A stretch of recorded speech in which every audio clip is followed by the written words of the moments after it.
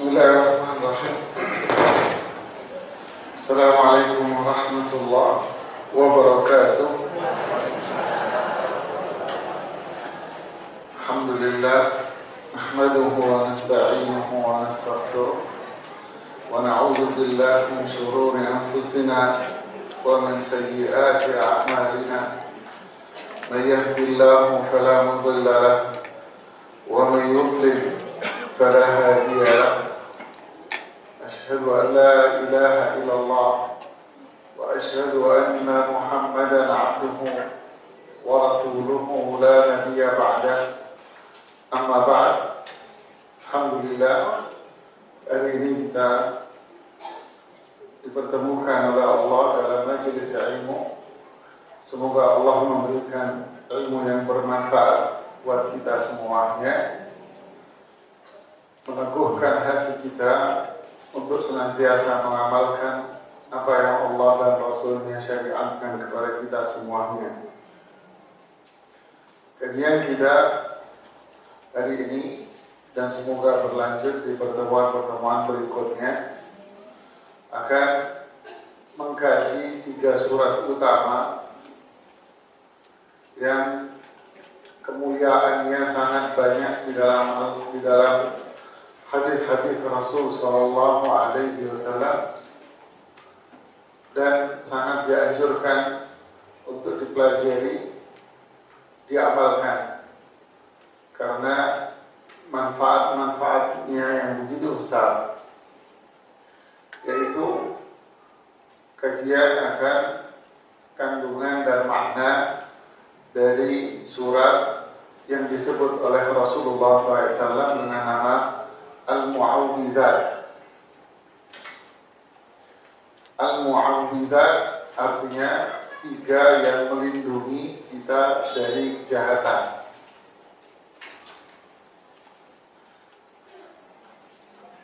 Kajian kita ambil dari buku yang saya susun sendiri dengan judul Tafsir Al-Mu'awwidzat. Jadi Al-Mu'awwidzat artinya melindungi diri kita dari kejahatan-kejahatan. Berasal dari kata ta'awud, yaitu memohon perlindungan. Berarti Al-Mu'awwidzat adalah 3 surat yang bisa melindungi diri kita dari berbagai macam kejahatan.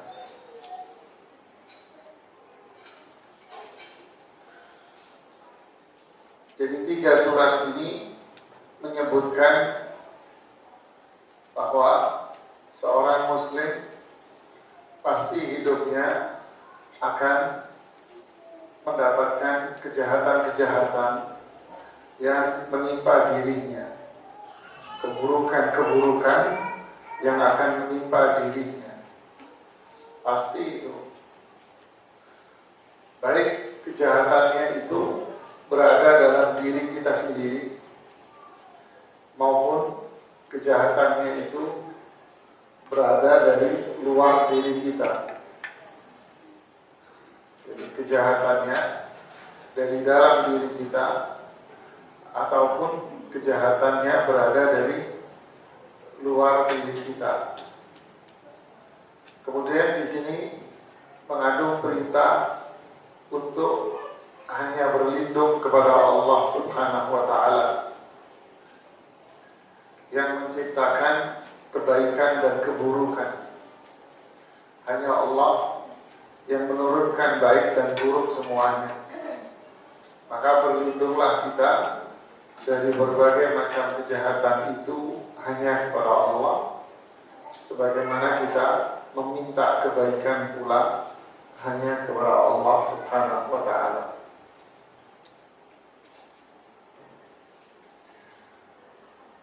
Berarti 3 surat ini juga memberikan pelajaran buat kita yang 3 mengenal Allah Subhanahu wa Ta'ala dengan nama-nama dan sifat-sifatnya yang agung. mengenal Allah Subhanahu wa Ta'ala dengan nama-nama dan sifat-sifatnya yang agung, agar iman kita bertambah kepada Allah Subhanahu wa Ta'ala.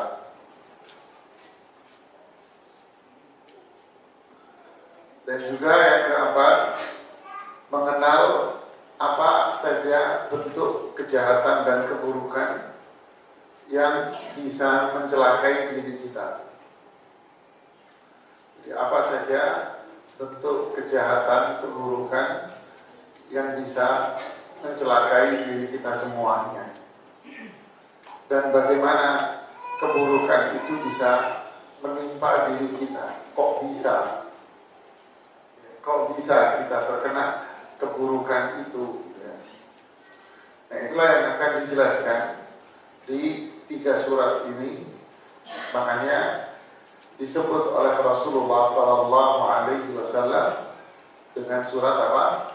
Al-Mu'awwidah, yaitu surat apa? Orang bilang 3 kul, kata orang.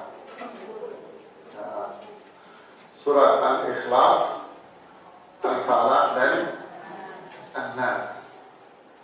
Begitu besarnya keutamaan dari surat ini, sampai Imam Ibnu Qayyim itu bilang, kita lebih butuh memahami 3 surat ini daripada kita makan dan minum. Minum itu, makan dan minum hanya sekedar kebutuhan fisik. Tetapi kalau 3 surat ini memenuhi kebutuhan kita fisik, hati, dan keselamatan dunia akhirat.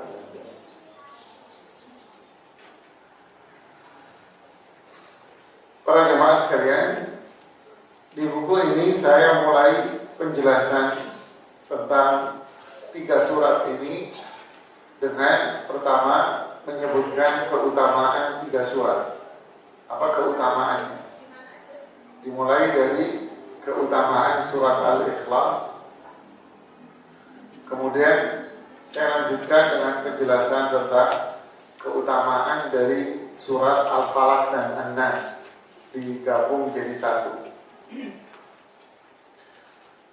Kemudian setelah bahasan tentang keutamaan, kita lanjutkan dengan bahasan yang berikutnya, yaitu anjuran untuk menjadikan surat ini sebagai zikir harian. Jadi anjuran untuk menjadikan 3 surat ini, Al-Ikhlas, Al-Falaq, An-Nas, sebagai zikir dan wirid harian. Kapan saja? Nah, itu yang akan dijelaskan dengan dalil-dalilnya. Baru setelah itu di bagian yang berikutnya adalah bahasan tentang tafsir dari 3 surat ini, dimulai dari surat Al-Ikhlas yang menjelaskan tentang sifat-sifat Allah yang agung. Kemudian di surat Al-Falaq yang menjelaskan tentang kejahatan-kejahatan yang muncul dari luar, yang kita tidak bisa menghindar dari itu, dan bisa. Ada 4 kejahatan yang senantiasa mengintai kita semuanya, dan kita tidak bisa menghindar, menghindar dari itu, tidak bisa. Tapi kita bisanya melindungi diri dari itu baru bisa. Saya mau terhindar, hidup saya bebas dari itu, nggak mungkin. Ya, ibarat kita keluar, pasti diri kita kena debu, asap, dan kotoran, pasti itu. Tapi bagaimana caranya kita memiliki sistem imun, kekebalan tubuh, sehingga asap, debu, kotoran itu tidak berdampak buruk pada diri kita, gitu kan? Di samping kita ada perokok, di samping kita ada orang flu, di samping kita ada orang sakit yang bisa menular, itu tidak bisa kita hindari. Tapi yang jadi masalah, bagaimana caranya saya punya sistem kekebalan tubuh sehingga semua itu gak berdampak buruk pada diri kita. Nah, kejahatan yang mengintai kita dari luar itu ada 4. Nanti kita akan jelaskan. Tentu hari ini gak akan mungkin selesai. Ya, saya memberikan gambaran. Serem dong Ustaz. Ya serem memang Ibu. Ini menyeramkan. Kalau enggak bisa menderita hidup kita. Surat An-Nas berisi tentang kejahatan-kejahatan yang berada dalam tubuh kita sendiri, yaitu setan. Bagaimana setan itu merusak diri kita? Di situ saya jelaskan tahapan-tahapan setan merusak diri kita. Mulai langkah pertama sampai langkah kesekian, sehingga setan itu menjadikan diri kita akhirnya sama dengan dia, yaitu jadi setan juga nanti. Di situ ada langkah-langkahnya, ada pola kerja dan cara kerja setan dalam merusak manusia. Di situ saya sebutkan dalam bentuk bagannya, alur kerja setan. Luar biasa di situ penjelasan para ulama. Nah, kita bisa menghindar dari itu? Gak bisa, karena setiap orang pasti ada setan yang senantiasa nempel sama dia. Cuman yang perlu kita usahakan adalah bagaimana caranya kita memiliki kekuatan agar setan itu kurus di hadapan kita. Ya, agar setannya apa? Kurus. Agar setannya gak punya kekuatan di depan kita karena kita memiliki kekuatan. Nah, inilah pentingnya, makanya Ibnu Qayyim bilang mempelajari 3 surat ini jauh lebih penting daripada Anda makan dan minum. Dan subhanallah, 3 surat ini menjadi penutup Al-Quran. Jadi Al-Quran dimulai dengan Al-Fatihah, di mana Al-Fatihah itu berisi tauhid. Saya tulisnya gak kelar-kelar nulis Fatihah itu. Al-Fatihah itu isinya tauhid. Dan Al-Quran ditutup juga dengan tauhid, yaitu memohon perlindungan hanya kepada Allah dari kejahatan-kejahatan. Inilah indahnya Al-Quran. Nah, kemudian baik sekalian, kita lihat dari yang pertama. Tentu kita tidak membaca semua yang ada di sini, karena setiap dalil saya sebutkan pelajaran dan apa yang bisa kita ambil darinya.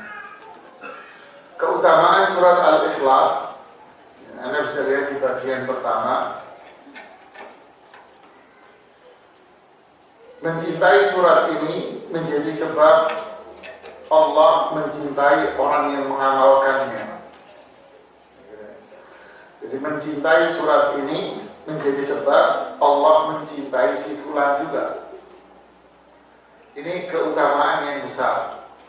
Ya, setiap orang beriman pasti cinta Al-Quran. Setiap orang beriman pasti akan mencintai surat Al-Ikhlas. Dan itu akan jadi sebab Allah cinta sama dia. Berarti kalau Allah cinta sama dia, maka hidupnya gimana? Hah? Hidup di dunia pasti akan penuh hidayah, ridha, karunia, nikmat, bahagia. Dan hidup di akhirat pun bisa masuk surga. Di sini adalah hadis Aisyah radhiyallahu taala anha bahwa Nabi sallallahu alaihi wasallam ba'atha rajulan ala sariyatin wa kana yaqra'u li ashabihi fi salatihi wa yakhtimu bi qul huwallahu ahad. Walamma raja'u dzakaru dzalika lin Nabi sallallahu alaihi wasallam faqala saluhu li ayyi shay'in yasna'u dzalik. Fasaluhu faqala bi annaha sifatur rahman wa ana uhibbu an aqra'a biha. Faqala Nabi sallallahu alaihi wasallam akhbiruhu anna Allah yuhibbu. Aisyah bercerita bahwa Nabi SAW mengirim seorang laki-laki untuk menjadi komandan dalam sebuah pasukan. Setiap kali mengimami sholat berjamaah bersama mereka, dia selalu menutup bacaan dengan Qul huwallahu ahad. Ketika pasukan tersebut pulang, mereka menceritakan hal itu kepada Nabi SAW. Beliau sallallahu alaihi wasallam pun lantas berkata, tanyakanlah kepadanya, kenapa dia melakukan itu? Mereka pun bertanya kepadanya. Orang itu menjawab, karena surat ini menyebutkan sifat Ar-Rahman, yaitu yang Maha Pengasih, dan aku suka sekali membacanya. Lalu Nabi SAW bersabda, kalian beritahu dia bahwa Allah menyukainya, mencintainya. Jadi ceritanya, sahabat ini komandan perang, dan komandan perang dialah yang harus menjadi imam. Pemimpin itu jadi imam. Nah, ketika jadi imam, ya seperti biasa, dia baca Al-Fatihah, baca surat, tapi setiap rakaat setelah selesai membaca surat selalu ditutup dengan bacaan surat Al-Ikhlas. Jadi dia harus Al-Fatihah, kemudian baca surat apa saja, kemudian habis itu baca Al-Ikhlas lagi. Berarti surat yang dia baca berapa kali? 2 kali. Dan itu beliau lakukan setiap rakaat. Jadi rakaat pertama, rakaat kedua. Begitu pula pada sholat berjamaah yang lain yang dikeraskan. Nah, para sahabatnya ini aneh, ini imam kok selalu baca Al-Ikhlas gitu. Akhirnya ketika pulang ke Madinah, mereka ngadu kepada Rasul SAW. Lalu beliau justru inilah akhlak Nabi SAW. Tanya sama dia lah, jangan tanya sama saya. Kenapa dia melakukan itu? Kenapa dia lakukan itu? Lalu bertanyalah mereka kepada si imam. Lalu dijawab, surat ini berisi tentang sifat-sifat Allah. Saya suka, karena itu sifat-sifat Allah yang luar biasa, yang maha tinggi. Lalu Rasulullah SAW di situ baru mengomentari, Allah telah mencintai dia sebagaimana dia mencintai surat. Jadi pelajarannya berkaitan dengan surat ini, seseorang yang memahami surat ini dengan baik, faham kandungan maknanya, bukan sekedar terjemah, kandungan maknanya, lalu muncul kecintaan dan keimanan kepada Allah terhadap dari surat ini, maka Allah akan mencintai dirinya. Ini luar biasa. Pelajaran lagi, ini sedikit memberikan sentilan saja. Anda kalau ada masalah sama orang tua Anda, masalah sama suami Anda, masalah sama anak Anda, jangan langsung ngadu sama orang. Tapi tanya dulu masalahnya apa. Sama siapa? Sama orang yang Anda anggap masalah. Suamimu umpama, tanya langsung sama suamimu, kenapa kamu begini? Kenapa kamu melakukan itu? Tanyakan.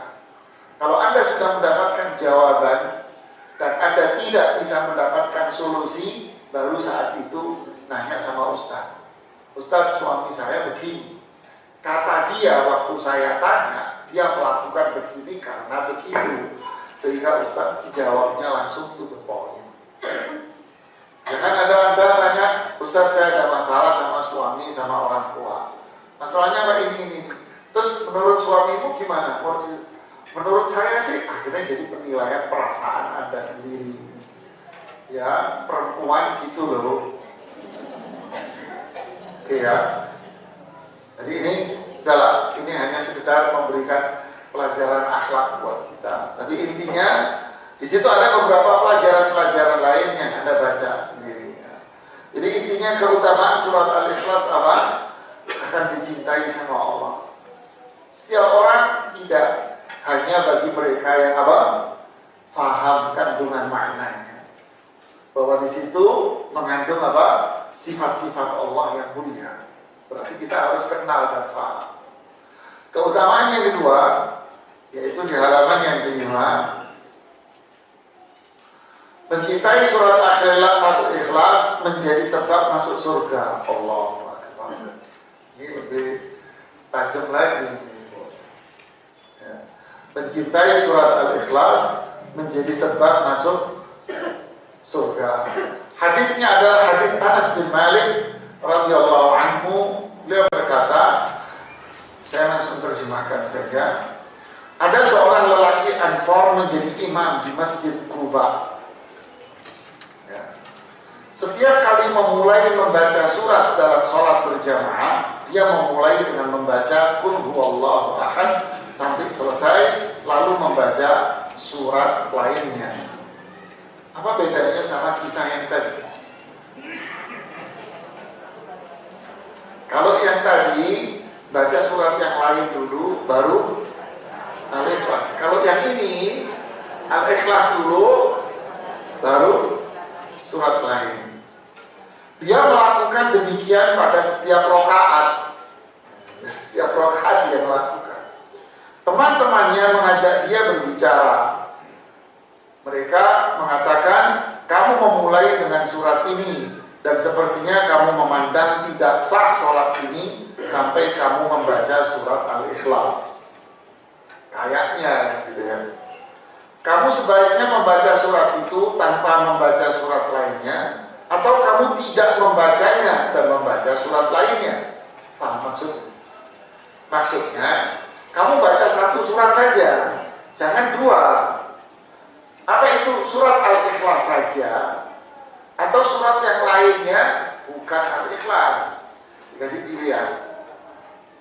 Lalu apa jawaban sang imam? Sang imam bilang, aku tidak akan meninggalkannya. Maksudnya, saya akan selalu baca surat Al-Ikhlas. Jika kalian ingin aku menjadi imam, aku akan terus melakukannya. Aduh, ngeyel juga. Dan jika kalian tidak menginginkannya, aku akan berhenti menjadi imam. Waduh, Pak, sadok, Pak. Orang Arab beginilah ya. Ya, enggak gitu ya. Mereka melihat orang ini yang paling baik bacaannya di antara mereka. Itu dilematis juga ya. Ini orang yang paling baik bacaannya, suaranya paling enak, enggak ada lagi. Nah, itulah yang saya bilang. Anda kalau ada masalah, ngobrol dulu lah sama suamimu, sama anakmu, sama ayahmu, ibumu. Kalau sudah ketemu masalahnya, tapi Anda nggak tahu solusinya, apa yang terjadi? Nah, kayak ini. Dan mereka tak suka diimami oleh selainnya. Ketika Nabi SAW datang menemui mereka, mereka pun menceritakan hal itu. No, baru nanya ke ustadznya, jangan bikin penilaian sendiri. Jikalau seandainya apabila capek, apalagi perempuan ya, perasaannya panjang. Beliau lantas bertanya. Nah, baru beliau tanya, karena beliau sudah tahu dari dua sisi. Wahai fulan, apa yang menghalangimu melakukan apa yang diinginkan teman-temanmu? Kenapa kamu nggak mau nurut teman-temanmu? Jawab, dan apa yang membuatmu selalu membaca surat Al-Ikhlas ini setiap rakaat? Kenapa kamu baca terus? Jawabnya begini, aku mencintainya. Jawab orang itu.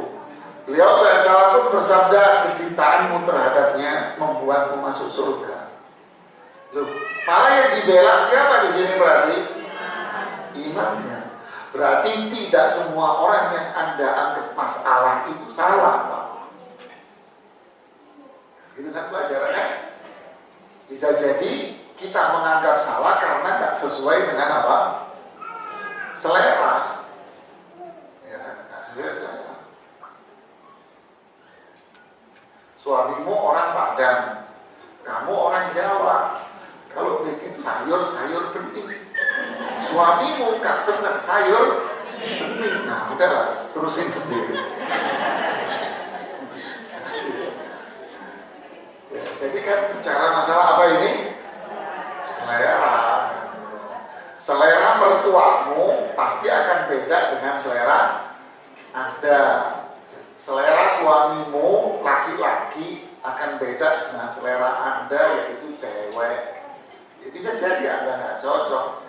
Bisa jadi orang yang Anda anggap bermasalah, dia malah yang benar, kamu malah yang. Nah, itulah pentingnya adab. Apa itu? Ngobrol, jangan disimpulkan sendiri. Oke, kembali ke keutamaan Al-Ikhlas. Berarti keutamaan Al-Ikhlas apa? Masuk surga. Apa semua orang yang mencintainya? Di situ ada komentar menarik, di situ saya kasih komentar. Ada hadis yang kedua, hadis Anas bin Malik. Ada seorang lelaki yang berkata, demi Allah, sungguh aku mencintai surat ini, yaitu Qul huwallahu ahad. Rasulullah SAW pun bersabda, kecintaanmu kepadanya memasukkanmu ke dalam surga. Ada hadis yang ketiga, hadis Abu Hurairah, bahwa aku datang bersama Rasulullah SAW. Tiba-tiba beliau mendengar seorang laki-laki membaca Qul huwallahu ahad, Allahus samad. Rasulullah SAW bersabda, surat ini atau surah ini tulisan dari bahasa Arab. Surah ini mengharuskannya. Aku berkata, mengharuskan apa? Dia bersabda, surga. Jadi ini menunjukkan bahwa orang yang mencintai surat ini akan menjadikan surat ini apa? Menuntun dia untuk masuk apa? Surga. Menuntun dia masuk surga. Apakah setiap orang yang cinta dengan surat ini bisa masuk surga? Saya ada komentar di sini. Jika kita ditanya, apakah mencintai surat Al-Ikhlas? Tentu jawabannya aku mencintainya. Lalu, apakah berarti semua orang yang mencintai surat Al-Ikhlas termasuk dalam keutamaan hadis ini? Jawabannya tidak. Kenapa? Karena banyak orang mencintai Al-Ikhlas karena apa? Jawabannya.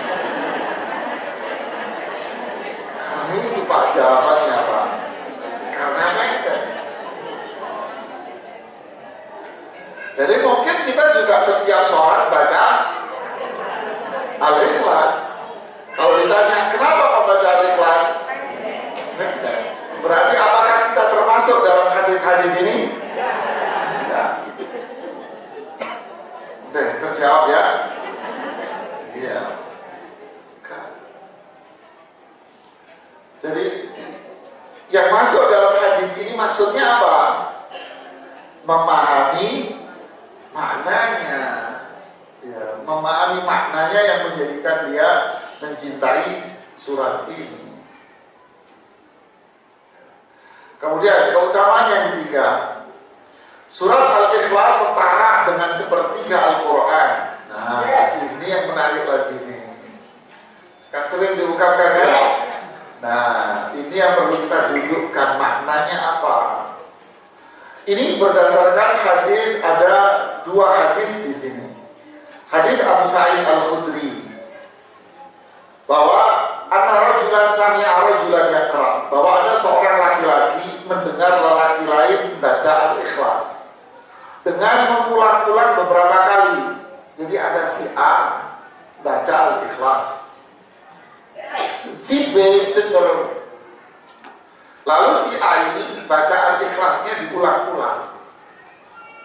Nah si B pegel, kok diulang-ulang gitu loh. Pegel dia, kok ngapain diulang-ulang. Kok dia ngerasa perasaannya dia ketika Al-Ikhlas diulang-ulang, kok rasanya dia tidak menghargai surat ini gitu loh. Paham tidak? Kok nggak menghargai? Ini satu makna. Makna lain yang disebutkan oleh para ulama, dia merasa dia mengulang-ulangnya itu kurang banyak. Ini makna lain dari pandangan dari para ulama. Alhasil dia nggak seret lah. Kenapa kok diulang-ulang? Akhirnya si B ini, sahabat yang dengar ini, datang menemui Rasulullah. Saya salah lapor. Ini si bulan baca Al-Ikhlas diulang-ulang ya Rasulullah. Beliau saya salah menjawab, wallahi nafsi biyadi innaha la ta'dilu thulutsa Qur'an. Demi jiwaku yang berada di tangannya, demi Allah, surat ini setara dengan sepertiga Al-Quran. Ya, setara dengan sepertiga Al-Quran. Dan juga di hadits Abu Sa'id Al-Khudri, Rasulullah SAW pernah mengatakan, bisakah kalian membaca Al-Quran satu malam Bisa kamu baca Quran sampai selesai satu malam? Nggak bisa ya Rasulullah, siapa yang bisa? Kemudian beliau mengatakan surat Qul huwallahu ahad Allahus samad setara dengan sepertiga Al-Quran. Maksudnya apa? Apakah maksudnya sepertiga Al-Quran itu artinya setara dengan 10 juz? Kalau orang baca Al-Ikhlas berarti sama dengan baca 10 juz. Berarti kalau dia membaca 3 kali, berarti dia hafal Al-Quran. Apa iya kayak begitu? Benar tidak? Dari mana jawabannya?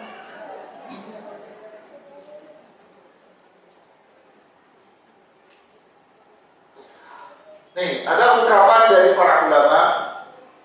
Jadi ada yang beranggapan begitu memang. Ada di antara para ulama itu ada yang beranggapan begitu. Ya, ada yang mengatakan demikian memang bahwa itu setara dengan 10 juz. Ada yang beranggapan. Karena Rasul SAW tadi mengatakan, siapa yang bisa membaca Al-Quran 30 juz semalam? Kami gak mampu ya Rasulullah. Kemudian beliau bilang Al-Ikhlas itu setara dengan sepertiga. Nah, dan mereka memahami dari situ. Tapi ada pendapat lain dari para ulama. Seperti ini. Lihat, itu di buku. Imam Ibnu Rahuyah rahimahullah berkata, makna hadis ini bukan berarti membaca surat Al-Ikhlas 3 kali itu setara membaca Al-Quran secara keseluruhan, meskipun seseorang membacanya lebih dari 100 kali. Beliau membantah itu. Ini tidak mungkin maknanya itu, kata beliau. Kok bisa? Nah, dipertajam penjelasannya oleh Imam Ibnu Hajar. Beliau mengatakan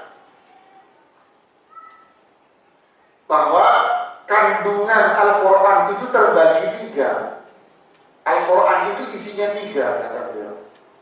Al-Quran semua itu 30 juz, isinya 3. Maksudnya apa ya? Maknanya. Pertama, Al-Quran itu diisi tentang tauhid.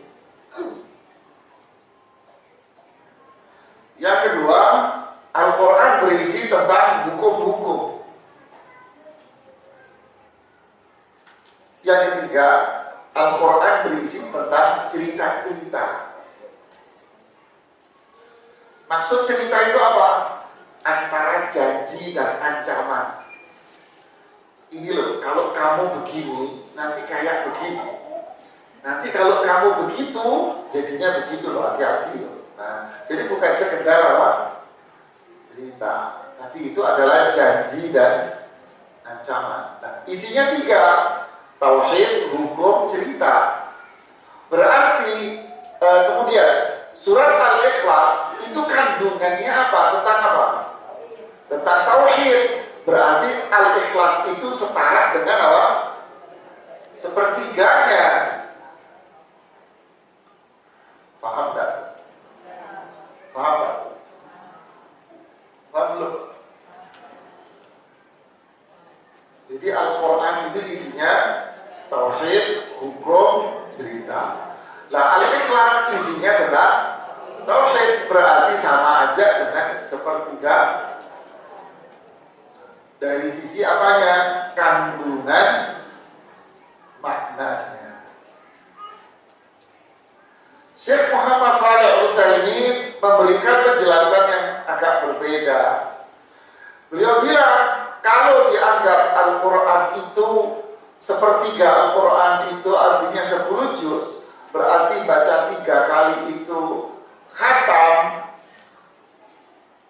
Berarti logikanya, kalau kita sholat, kata beliau, kita sholat. Dalam sholat itu kan baca Al-Fatihah itu rukun, ya kan? Oke, si fulan sholat. Di dalam sholatnya dia tidak membaca Al-Fatihah, tapi dia membaca Al-Ikhlas 3 kali dengan keyakinan bahwa saya dalam 1 rakaat sudah khatam Quran. Nah, gitu ya. Pertanyaannya, apakah sholatnya dia sah? Kenapa nggak sah? Kan Al-Fatihah sudah masuk di dalam 3 kali membaca.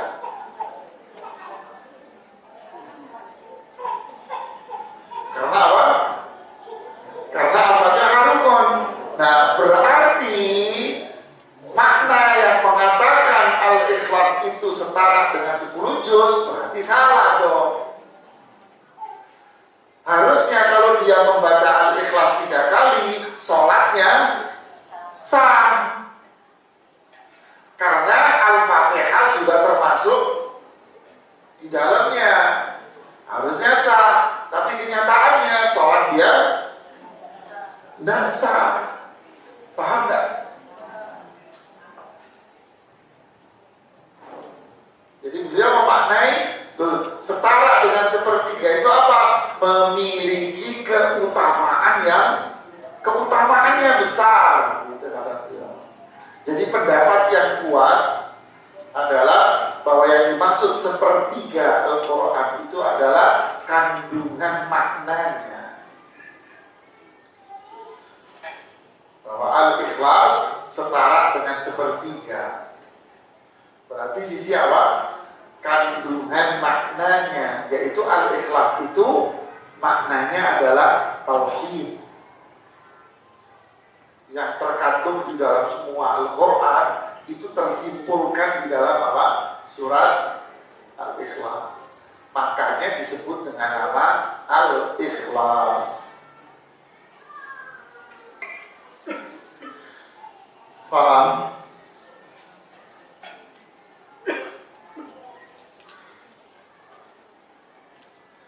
Dan terdapat riwayat di halaman 11 itu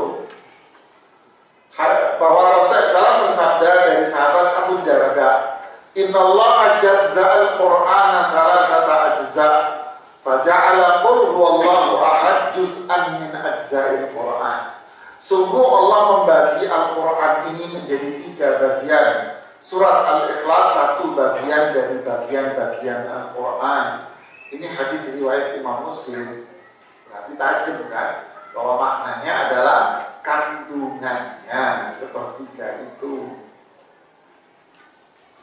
Paham? Kemudian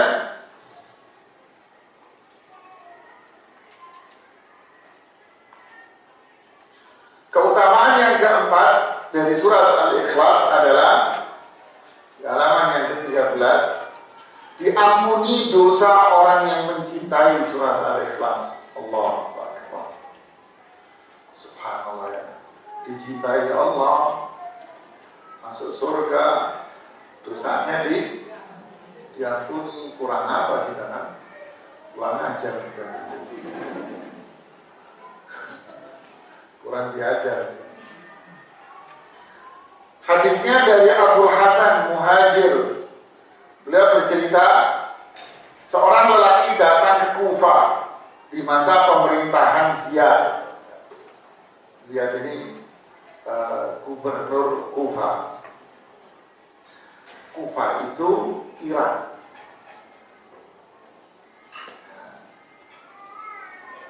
Lalu aku mendengarnya bercerita bahwa ia pernah bersama Rasulullah SAW dalam suatu perjalanan.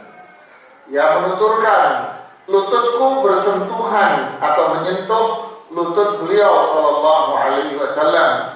Lalu Rasulullah SAW mendengar seorang laki-laki membaca Qul huwallahu Qul ya ayyuhal kafirun. Beliau pun bersabda, dia bebas dari syirik.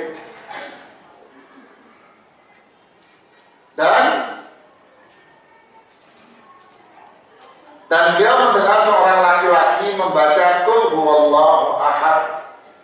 Lalu dia mengatakan, ia telah diampuni dosa-dosanya. Sekali lagi maknanya apa? Maknanya. Ya, sekali lagi itu maknanya. Berarti kalau kita mempelajari kandungan maknanya, pelajari lagi. Mungkin ada yang mengatakan, Ustaz pernah dibahas di sini dulu tafsir surat Al-Ikhlas oleh Ustaz Fulan. Nah, keutamaan ini menjadikan kita tidak merasa cukup dengan satu penjelasan. Karena keutamaannya begitu besar. Harusnya kita terus mempelajari karena itu adalah tauhid iman kita kepada Allah. Semakin kita mempelajari akan semakin kuat kecintaan kita kepada Allah Subhanahu wa taala. Di situ akan lahir keutamaan yang begitu besar. Kita masuk pada keutamaan surat 3 Al-Ikhlas, Al-Falaq, An-Nas. Kita gabung jadi satu. Tiga-tiganya. Pertama, melindungi pembaca dari berbagai keburukan. Allah. Ya. Jadi kalau kita rajin berzikir dengan 3 surat ini, rajin baca surat ini, kita ini kayak punya sistem imun, kekebalan tubuh. Kita kayak punya pengawal yang melindungi diri kita dari berbagai macam kejahatan. Apa itu kejahatannya? Macam-macam, banyak sekali. Kejahatan dari binatang, kejahatan dari manusia yang jahat, kejahatan dari jin, dan kejahatan dari dorongan hawa nafsu. Wah, itu kan kejahatan ini kan semuanya. Kemana kejahatan itu yang disasar? Fisik kita bisa menderita, psikis kita stres, tertekan, atau iman kita berada dalam, kita berbuat syirik, bid'ah, maksiat. Semua itu dari kejahatan siapa? Semua ini kejahatan binatang fisik.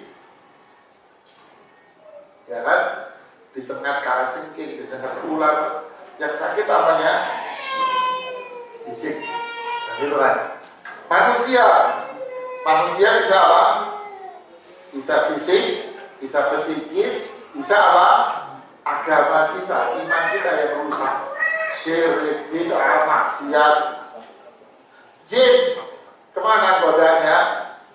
Semua. Bisa fisik, ya, bisa fisik. Anda ke dokter manapun, ke profesor manapun, dokter akan bilang, ibu ini sehat sebetulnya, bapak ini sehat, gak ada masalah. Coba pergi ke psikolog, mungkin ada gangguan jiwa, padahal enggak. Mentok gitu dia. Ya, padahal ada kena godaan jin. Gitu. Ya, bisa psikis, bisa jiwa, dan bisa juga iman dan agama kita yang rusak. Hawa nafsu yang dirusak adalah psikis dan agamanya yang rusak. Nah, 3 surat ini kalau kita rutin baca, maka Allah akan memberikan ketenangan jiwa. Karena Allah jauhkan diri kita dari keburukan-keburukan. Paham? Luar biasa. Mungkin ada yang bertanya, Ustaz, saya sudah baca 3 surat, tapi kok tadi pagi saya naik motor jatuh, kecelakaan. Oke, kita jawab, Anda tadi jatuh kecelakaan. Apa yang terjadi sama tubuh Anda? Luka-luka, Ustaz, saya harus pijet. Ya. Jawabannya, alhamdulillah ada luka-luka dan pijet. Mungkin kalau Anda tadi nggak baca 3 surat ini, Anda di-UGD. Gitu kan ya? Iya. Mungkin Anda di-UGD kan. Di sini ada cerita menarik dari sahabat Abdullah bin Khubayb, dari ayahnya, yaitu Khubayb. Di suatu malam, perhatian ini luar biasa nih. Di suatu malam yang hujan dan gelap, kami keluar mencari Rasulullah SAW untuk menjadi imam sholat kami. Kami pun menemui beliau. Beliau berkata, sudahkah kalian sholat? Aku tidak menjawab apapun. Lalu beliau berkata, ucapkan. Aku tidak menjawab apapun. Beliau berkata lagi, ucapkan. Aku tidak jawab apapun. Kemudian beliau berkata lagi, ucapkan. Aku bertanya, ya Rasulullah, apa yang harus aku ucapkan? Beliau bersabda, ucapkan, bacalah, qul huwallahu ahad dan al-mu'awwidzatain, al-falaq, an-nas ketika sore dan pagi hari sebanyak 3 kali. Niscaya ketiga surat tersebut akan melindungimu dari segala keburukan. Ya. Lihat kalimat terakhir. Ya. Ketiga surat ini akan melindungi kamu dari segala apa? Keburukan. Segala loh ya. Segala keburukan apa? Tetapi saya kok ditimpa, usah kena. Ya berarti kalau enggak ya akan lebih parah. Luar biasa. Jadi kenapa orang fisik atau jiwanya tertekan, ya, stres dan sebagainya? Ya karena hatinya kosong dari apa? Al-Quran. Makanya Rasulullah SAW bilang, innalladzi laisa fi jawfi syai'un minal Qur'an kal baitil kharib. Orang yang hatinya tidak ada Al-Qur'annya itu kayak rumah angker. Tahu rumah angker? Rumah kosong, nggak ada penghuninya, kosong rumahnya, stres, tertekan, sumpek, orang Jawa bilang, bete, orang bilang, lagi bete ini setiap hari bete. Lalu aja stres. Yang kedua, ketiga surat ini merupakan perlindungan terbaik. Nah, jadi artinya ada banyak keburukan yang siap menghancurkan fisik, psikis maupun agama kita. Apa cara yang terbaik melindungi diri kita? Belilah tempelan tembok isinya surat Al-Fatihah, Al-Ikhlas, Al-Falaq, An-Nas, tempel di rumah Anda. Ya, buat hiasan ayat-ayat Quran di tembok. Nanti rumahmu adem. Benar rumahnya adem. Karena musim dingin, musim hujan, rumahmu adem, memang adem karena ada AC-nya. Lelek wongnya syarat, ya tetap syarat bu. Mau ditempel Al-Quran 30 juz serumah, lek wongnya gendeng tetap gendeng pak. Oh maaf ya. Kalau orang ini sakit jiwa ya tetap sakit jiwa. Makanya Syekh Muhammad Shalih Al-Utsaimin mengatakan, orang yang nempel-nempel ayat Al-Quran di dinding, saya memandang ini penghinaan terhadap Al-Quran. Hafizahullah Ta'ala. Saya melihat itu penghinaan, kata Syekh Fauzan. Kenapa? Al-Quran bukan buat hiasan. Al-Quran dibaca, dipelajari, diamalkan. Kalau 3 surat ini dipelajari dan dijadikan zikir wirid, bukan ditempel terus Anda sendiri nggak pernah baca. Kata setannya, kan gue takut sama tuh tempelan. Gue takut kalau lo yang baca, bego, itu kata setan.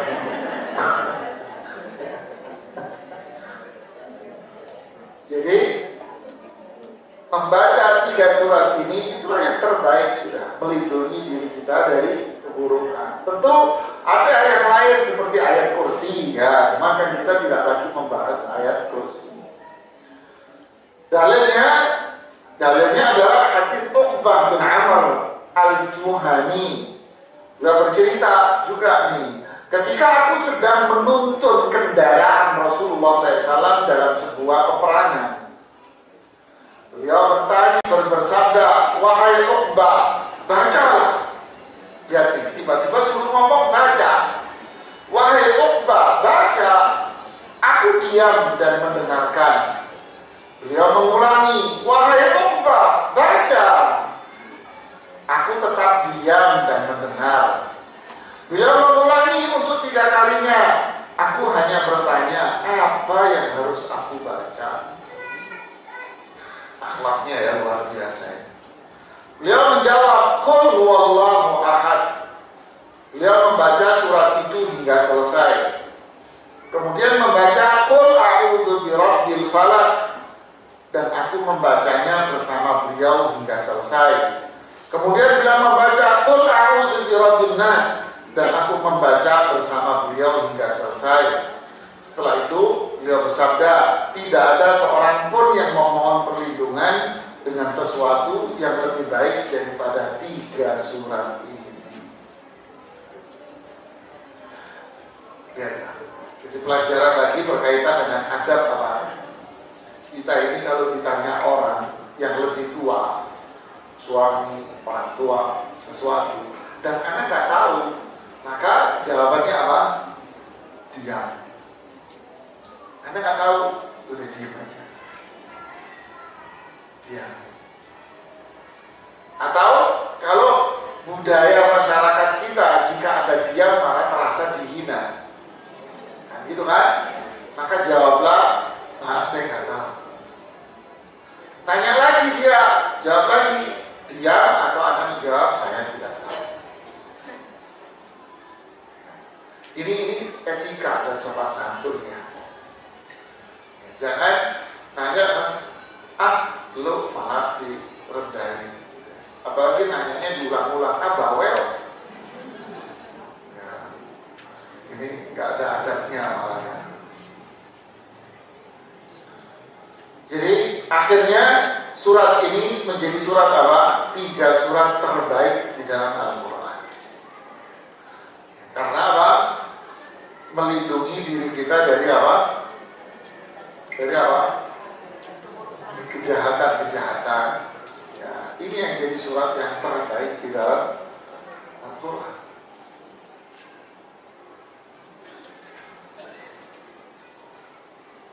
Yang berikutnya, kita dianjurkan untuk menjadikan 3 surat ini menjadi zikir harian.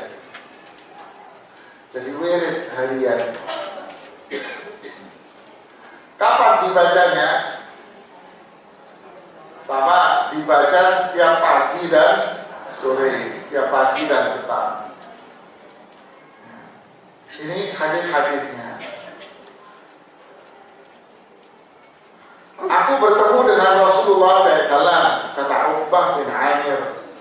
Lalu beliau bertanya kepadaku, wahai Uqbah, maukah aku ajarkan kamu surat-surat yang tidak diturunkan di dalam Taurat, tidak pula Zabur, tidak pula Injil, dan tidak ada dalam Al-Quran, yaitu Al-Quran yang semisal dengannya. Di Al-Quran tidak ada yang semisal dengan 3 surat ini. Jangan sampai datang satu malam pun tanpa kamu membaca surat-surat berikut. Allahu Akbar.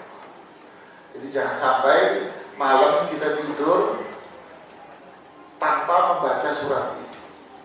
Yang dimaksud malam di sini adalah zikir malam. Jangan sampai malam itu kelewatan, mulai dari sore, malam sampai kita tidur, jangan sampai kita nggak baca 3 surat ini. Kenapa? Ya itu tadi, karena mayoritas dari semua kejahatan-kejahatan itu terjadinya di malam hari. Ya. Caranya gimana? Nah, ini disebutkan di hadis berikutnya. Mu'adz bin Abdullah bin Khubayb, di suatu malam yang hujan, ya, dan gelap, kami keluar mencari Rasulullah SAW yang tadi itu hadisnya. Ya kan? Kemudian Rasulullah SAW mengajarkan untuk membaca apa? Bacalah Qul huwallahu ahad. Kemudian bacalah 3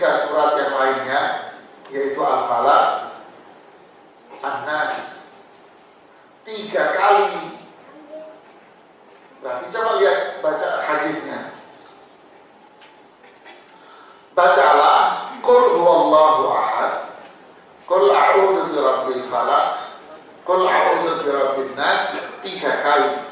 Berarti cara bacanya gimana? Apakah bacanya qul huwallahu ahad Allahus samad lam yalid wa lam yulad wa lam yakul lahu kufuwan ahad diulangi 3 kali? Bukan. Coba lihat hadisnya ini, perhatikan hadis itu. Coba perhatikan hadisnya, lihat itu di buku. Hadisnya. Beliau bilang apa? Beliau bilang, qal bacalah qul huwallahu ahad wal mu'awwidataini. Berarti apa? Bacalah qul huwallahu ahad sampai selesai. Kemudian qul a'udzu birabbil falaq selesai. Kemudian qul a'udzu birabbin nas selesai. Lakukan cara baca ini 3 kali.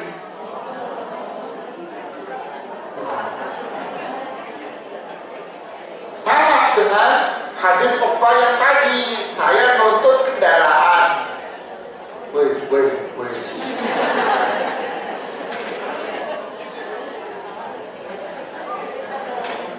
Ya udah, kalau itu saya tak minum.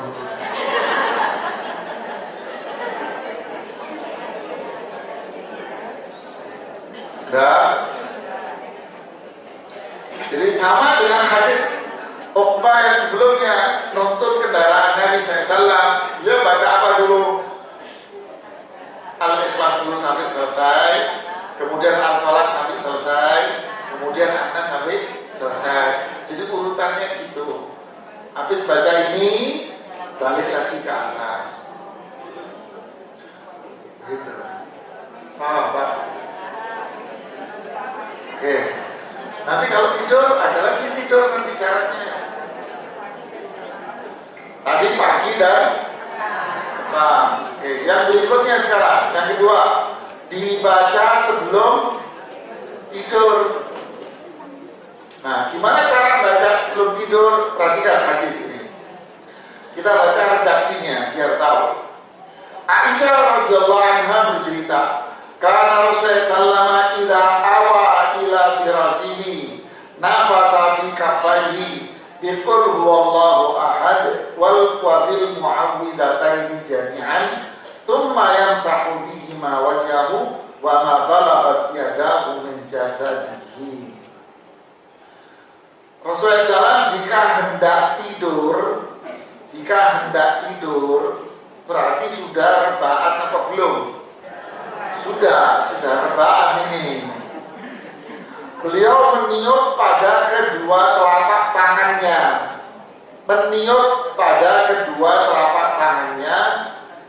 Dengan membaca, artinya niup lalu baca qul huwallahu ahad, qul a'udzu birabbil falaq dan qul a'udzu birabbin nas, baru diusap. Mengusap mana? Wajahnya dengan kedua telapak tangan serta mengusap anggota tubuh lain yang dapat dijangkau. Apa maksudnya dapat dijangkau? Karena posisinya apa? Tidur, yang bisa diusap aja, tak perlu ada duduk sak jempol-jempol sekalian.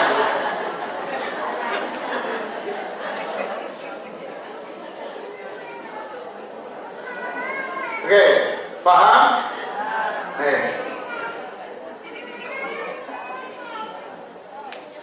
Bagaimana cara bacanya? Perhatikan hadis yang di halaman 23 itu. Anna Nabiya sallallahu kana idza awa ila firashihi kulla lailah jama'a kaffaihi thumma nafatha bihima. Saya terjemahkan sepotong-sepotong. Bahwa Nabi SAW ketika berbaring di tempat tidurnya, berbaring di tempat tidur, kulla lailah, setiap malam, berarti setiap hari. Jama'a kaffaihi, mengumpulkan dua telapaknya. Berarti gimana? Gini. Ya, mengumpulkan dua telapaknya. Gini. Summa nafatha bihima, lalu ditiup. Faqara'a, lalu, nah ada huruf fa, lalu habis ditiup baru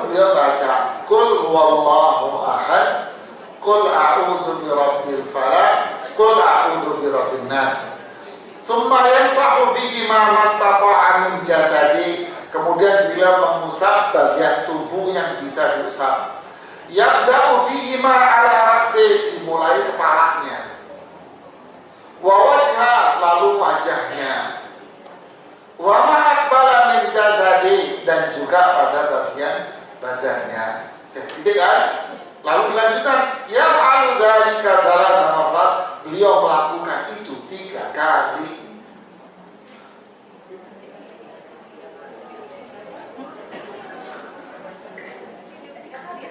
Ya iya, berarti kan beliau melakukan itu 3 kali. Ya tetap pertama begini, video, jadi gini, berarti ini Bu, Pak ya, begini pertama, terus ditiup, baca Bismillahirrahmanirrahim, Qul huwallahu ahad sampai selesai. Bismillahirrahmanirrahim, Qul a'udzu birabbil falaq sampai selesai. Bismillahirrahmanirrahim, Qul a'udzu birabbin nas sampai selesai. Usap kepala, wajah, bagian tubuh yang bisa diusap. Habis itu begini lagi, ya tadi lagi, usap lagi, begini lagi. Memang hadisnya begitu. Sunnahnya begitu.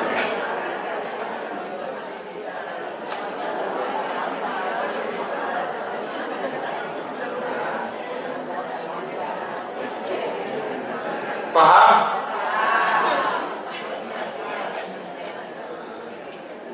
Oke, yang ketiga sekarang.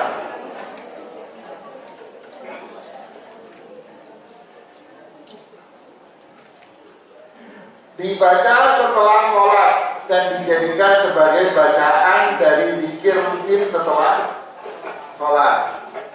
Ya. Hadis Uqbah bin Amir mengatakan, amarani Rasulullah SAW an aqra'a bil mu'awwidat dubura kulli sholatin. Rasulullah SAW menyuruhku membaca al-mu'awwidat. Nah itu makanya disebut mu'awwidat, yaitu surat Al-Ikhlas, Al-Falaq dan An-Nas setiap selesai sholat. Hadis lain, amarani Rasulullah SAW an aqra'a bil mu'awwidataini fi duburi kulli sholati. Rasulullah SAW menyuruhku bahwa baca mu'awwidatain Al-Falaq, An-Nas setiap selesai sholat. Jadi habis sholat dijadikan zikir. Jadi habis istighfar, tentu istighfar dulu. Assalamualaikum warahmatullahi wabarakatuh. Astagfirullah, astagfirullah, Allahumma antas salam, minkas salam, dan seterusnya. La ilaha illallah wahdahu la syarika lah, lahul mulku wa hamdu wa ala kulli syai'in qadir. La haula wa la quwwata illa billah, dan seterusnya. Habis itu subhanallah, alhamdulillah, Allahu akbar 33. Habis itu Anda baca, dimulai dari bisa dari ayat kursi dulu sekali, kemudian baca 3. Berapa kali? 3 kali, sekali. Cukup sekali. Kalau maghrib sekali, pendapat yang lebih kuat itu sekali. Subuh tetap sekali. Ya, yang 3 kali itu zikir sorenya. Zuhurnya sore, subuhnya zikir paginya ya. Oke, paham sampai sini? Jadi sampai sini bagian pertama dari buku ini selesai. Yang ini berbicara tentang keutamaan. Paham ya? Jadi sekarang pertanyaannya, bolehkah saya membaca mau tidur tadi dengan cara yang biasa Anda lakukan? Jawabannya boleh-boleh aja, nggak ada yang terlarang. Cuman sunnahnya yang dilakukan oleh Rasulullah SAW yang ini seperti ini. Ya, tentu pahalanya akan lebih apa? Besar, beda.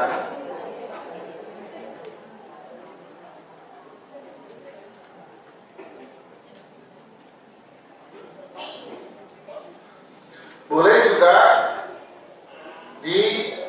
dijadikan bacaan ruqyah, Ibu. Tadi ada di sini. Kelewatan. Yang keempat ya, bacaan ruqyah dari penyakit fisik hasad atau dengki dan dari gangguan syaitan. Penyakit fisik apa aja, ya, tapi bukan berarti saya nggak usah ke dokter, ya udah, tetap Anda ke dokter lah, dibaca ini. Hasad, apa penyakit hasad? Maksudnya si fulana hasad sama Anda karena Anda menikahi laki-laki ini. Loh, ini kisah nyata, saya bukan kisah menghayal. Si fulan menikahlah dengan si fulana ini. Lalu, mohon maaf, ini kan sudah menikah semua ya, ibu lagi kan, belum. Dan belum. Oke, menikahlah dua orang ini. Menikah dia, kira-kira dapat nggak sampai 1 bulan lah, berapa minggu. Si perempuan ini cerita sama sang ayah. Si cewek baru menikah ini ngomong sama mamanya, sama ayah, bahwa laki-laki yang baru dia nikah itu, mohon maaf, dia tidak bisa menggauli dirinya, tidak bisa menggauli sama sekali. Bingung, akhirnya diperiksakan lalu ke dokter-dokter ahli. Hasil pemeriksaan dokter ahli, profesor, cek klinis dan sebagainya, hormon apa macam-macam, bilang ini anak normal, 100% normal. Ternyata habis sholat maghrib nemui saya di masjid. Saat itu habis pengajian tafsir saya, masih ingat. Ini cerita lama, 2009 kira-kira.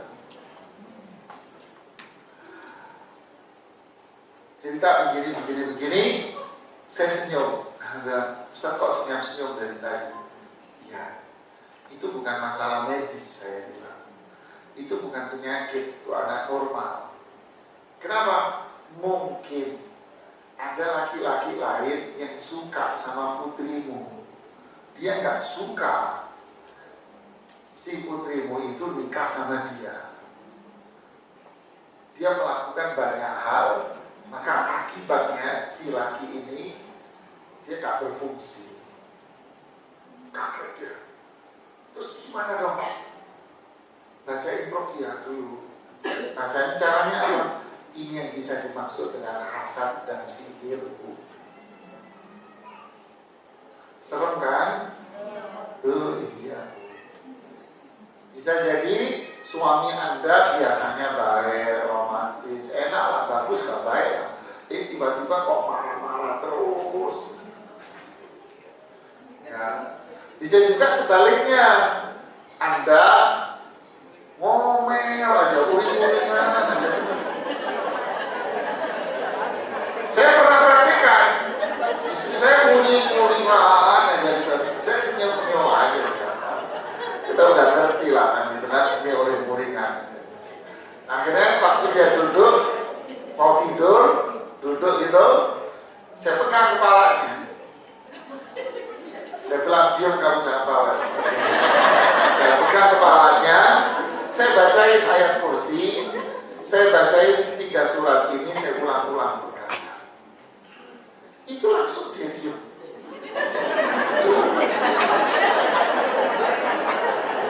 Saya tanya, apa yang kamu rasain? Kamu baca apa gitu? Kenapa? Gak tahu, aku merasa enak aja. Begitulah ibu. Rasa enak aja, tenang aja. Jadi habis itu kalau dia uring-uringan, manggil saya, sini, baca ini kepalaku.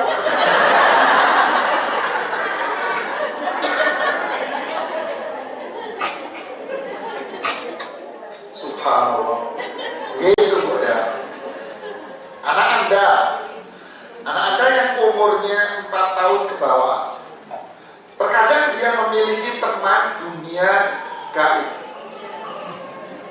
Jadi saya nggak nakut-nakuti loh Bu. Ya ini nyata.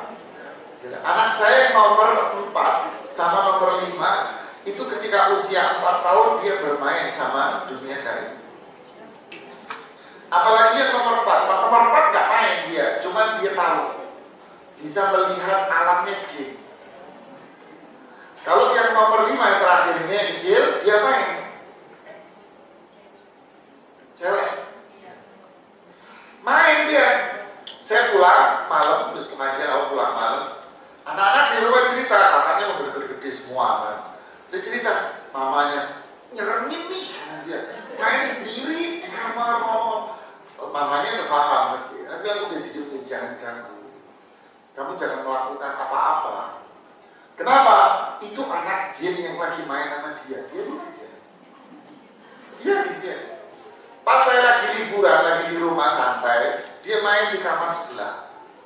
Begitu seru itu main, tak lihat dari kaca, seru banget. Udah diem, saya panggil lah, sini. Kenapa nih? Enggak, sini aja sebentar, duduk sini. Duduk, saya pegang kepalanya, ininya dahinya, saya pegang sini ya. Apa namanya? Dahinya ini saya pegang sama matanya. Karena yang disasar sama dia apa ya? Mata. Saya pegang dahi sini, otaknya dia sama pegang matanya saya pegang.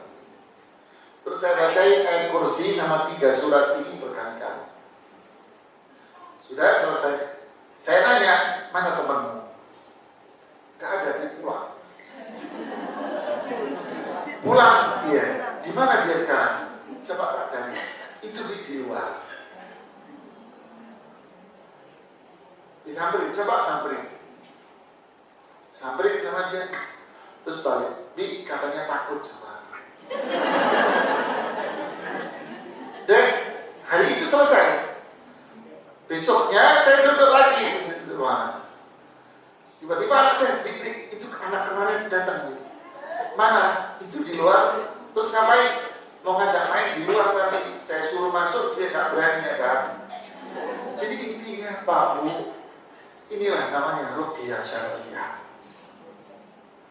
Ya, jadi kalau anak-anak kecil, cerewet, apa dan sebagainya, cerewet itu diantaranya bukan minta susu terus tak ruqyah. Ya iya, ada ruqyah. Ya adanya yang perlu di ruqyah. Minta susu mau di ruqyah.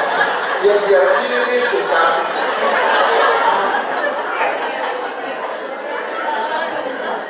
Iya. Sama laki-laki istrinya ngomel-ngomel tak ruqyah, tapi tak duit dia. Astagfirullah. Iya. Jadi cerewet. Pernah saya keluar kota waktu itu ke Bali. Saya ajak istri, waktu itu si kecil ini bayi ya. Masuk kamar bukan di hotel, tinggal di satu rumah ibu-ibu di sana. Biasa kan kompleknya kan komplek orang Bali, rumah-rumah mereka kan depannya pura-pura semua kan.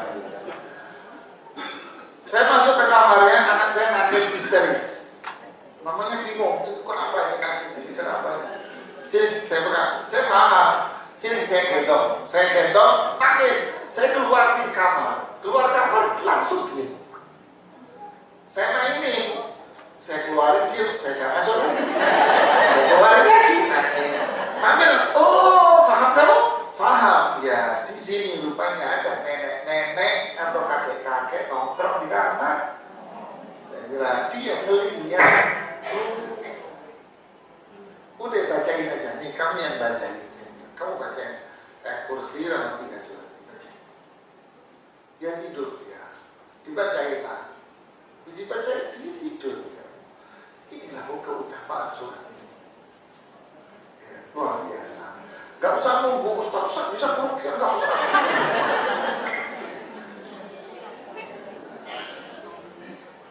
Paham tak? Luar biasa di surat ini. Kandungan maknanya semuanya, manfaat, zikir. Ya, oke. Sampai di sini bahasan kita tentang apa namanya keutamaan dari sholat. Habis waktunya ya. Kita lanjutkan insya Allah masih ada beberapa pertemuan saya, jadwal saya di sini. Ya, kita akan lanjutkan nanti masing-masing. Insya Allah semoga setiap pertemuan kita menyelesaikan satu surat. Ya. Wallahu ta'ala a'lam. Silakan kalau ada yang mau bertanya. Jadi kajian berikutnya dibawa buku-bukunya sekarang. Biasanya kan lupa juga.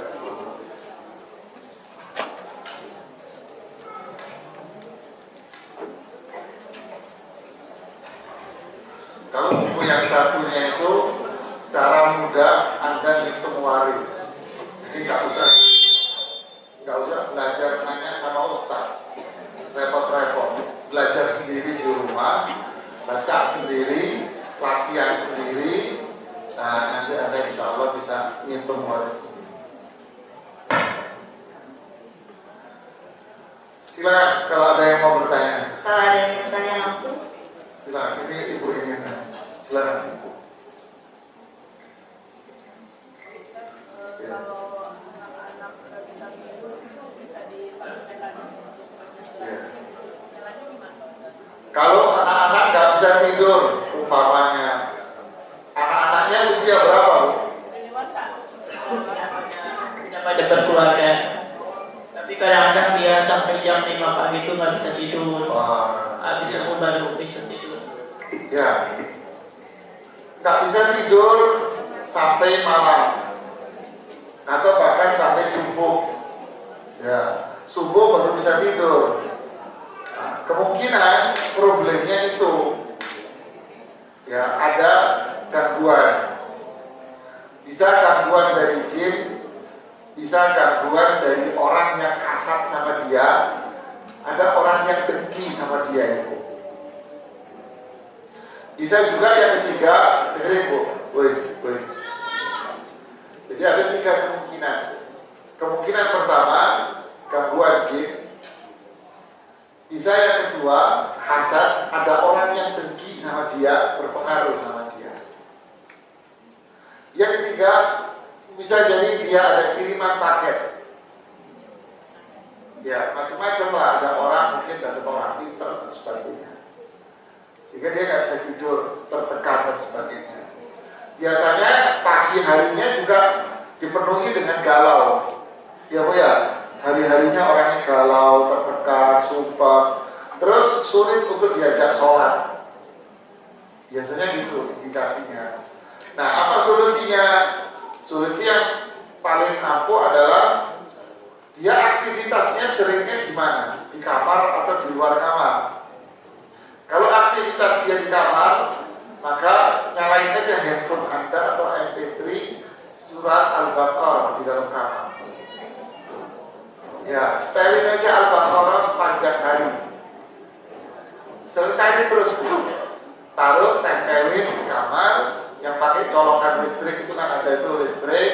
Udah biarin aja nyala sendiri. Bisa Al-Baqarah, bisa Quran semua. Sudah biarin aja itu terus 24 jam. Sehari, 2 hari, 3 hari. Biasanya kalau sudah lewat 3 hari dia nggak kuat. Jinnya nggak kuat. Biasanya gitu. Biasanya setelah itu insya Allah sih nyaman dia tidur. Begitu. Itu langkah yang pertama. Langkah yang kedua adalah dari dirinya sendiri. Bahwa dia kalau pagi mau tidur jam berapa? Jam 10 mau tidur, suruh dia berwudhu dulu. Suruh wudhu seperti dia sholat. Kemudian yang berikutnya suruh dia baca ini ayat kursi. Kalau mau ditambahin ayat kursi dulu, 2 ayat terakhir Al-Baqarah kalau hafal. Kalau nggak hafal nggak apa-apa. Ayat kursi, kemudian 3 surat ini. Apa? Kalau ini kan insya Allah apa? Sudah baca aja ini. Seperti yang tadi caranya begini. Ya. Tapi kalau ayat kursinya cukup sekali, nggak usah begini kalau ayat kursi biasa. Kalau 3 surat tadi dengan cara begini gosokin ke badannya, insya Allah biiznillah dia bisa tidur. Kemudian berikutnya yang keempat, hindari dan jauhi mendengarkan musik di rumah Anda, di kamar Anda, karena itu yang undang setan. Jangan, gak bisa tidur, suntuk, terus dengerin musik, malah undang. Ya, jangan. Buang. Dan pertanyaannya, foto saya masih waktu muda yang tidak menutup aurat dipajang sama sepupu di buku geografi grup keluarga. Mereka tidak izin dulu sama saya. Sudah saya sampaikan sama mereka untuk diumumkan di grup untuk menghapus foto-foto, tapi tidak dilaksanakan. Kakak saya marah, menyalahkan saya. Nah, apakah berdosa? Iya, mereka yang berdosa. Ya, mereka yang berdosa. Ya, memajang aurat seseorang. Ya, dan ada berhak untuk melakukan cara yang seperti ini, yaitu meminta agar fotonya ditarik, dicopot. Ya. Dan bisa juga minta diganti dengan foto yang lain, mama mau foto lagi atau bagaimana. Itu hak Anda memang.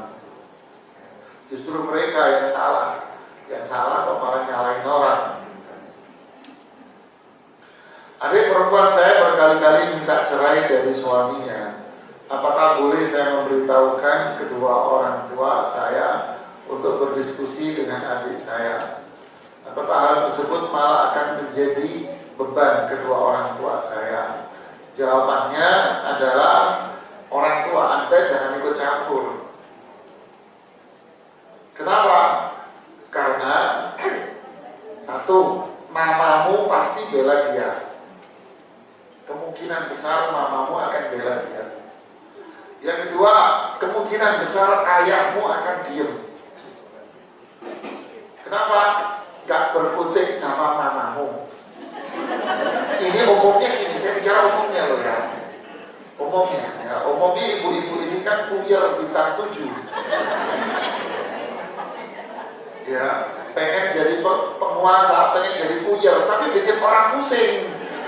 Namanya puyer kok, bintang 7 dia memang, tapi puyer. Jadi gak akan menyelesaikan masalah. Ngomong sama saudara-saudara, mayoritas saudara Anda akan tentu adalah Anda. Sangat sedikit mereka yang bisa berpikir bijak. Lalu apa solusinya? Solusinya adalah suruh dia untuk berkomunikasi dengan suaminya dengan cara yang baik. Jangan berontak, membabi buta, hanya menuruti perasaan dia. Bisa jadi itu karena perasaan dia yang lebay lekor. Ya, perasaan perempuan yang berlebihan, lebay. Sangat lebay, bukan lebay lagi, sangat lebay. Ya, biasanya itu umumnya. Suruh dia menyelesaikan sendiri. Kalau dia gak bisa menyelesaikan, gak bisa ngobrol, baru minta mediasi siapa. Mau mediasi Ustaz lebih bagus. Duduk, minta mediasi Ustaz untuk menyelesaikan. Ya. Karena dia mikirnya pasti lagi perasaannya. Lakinya cenderung sudah kesal dengan sikap istrinya yang berlebihan. Ya, biasanya gitu. Atau memang lakinya yang salah. Nah, laki akhirnya cenderung ego yang berjalan. Dia ingin mempertahankan egonya dia, merasa dia kan salah. Sedangkan istrinya berlebihan dalam sikap. Ya, lakinya ego, nggak mau ngaku salah. Istrinya berlebih. Kasusnya cuma sekilo, bagi istrinya kasusnya sudah 100 kilo. Udah kemana-mana dia melar nanti. Ini nggak ketemu. Carilah mediator. Mediatornya siapa? Orang lain, jangan mamanya. Kalau mamanya kompor meleduk. Kenapa? Sudah tua kompornya. Jadi kompor kalau tambah tua cepet meleduk. Mungkin nggak usah melibatkan mamamu. Tapi jangan ngomong begitu sama mama. Kata Ustaz, mama kompor meleduk ya. Oh jangan. Kita cuma kajian doang. Apakah zikir pagi dan petang bisa menangkal ain. Loh, hasad itu ain, bro. Pak. Ya, ain sama hasad itu sama. Ain itu maksudnya mata. Nah, yang dimaksud ain itu bukan sekedar melihat, tapi adalah hasad. Nah, seperti apa? Ya nanti penjelasannya di surat Al-Falaq. Kok bisa ya orang yang si A hasad sama si B? Kok bisa si B ini bisa menderita? Kok bisa? Nah itu nanti kita jelaskan di sini agak mendetail, insya Allah. Jadi hasad itu membahayakan ini. Makanya jangan jadi anak kecil yang main ke pasar gembrong. Maksudnya apa? Kalau melihat mainan senang, akhirnya apa? Selfie-selfiean.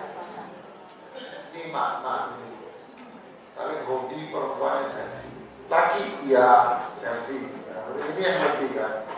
Selfie, kemudian ada pasang status. Nah itu kadang muncul hasad ain. Yang Anda tidak tahu siapa orang yang hasad sama Anda. Itu penyembuhannya sulit. Makanya jangan kayak anak yang baru beli motor atau sepeda, ya dipajang, dipamerin, ya. Gak usah selfie-selfiean. Kalau Anda foto hanya sekedar buat koleksi pribadi di handphone Anda sendiri, silakan. Tapi kalau Anda pasang status, dikit-dikit pasang status, pasang norak amat sih. Ya kan, masih sering posting foto di medsos. Ini nyembuhkannya sulit, Ibu. Nyembuhin airnya sulit. Assalamualaikum warahmatullahi wabarakatuh.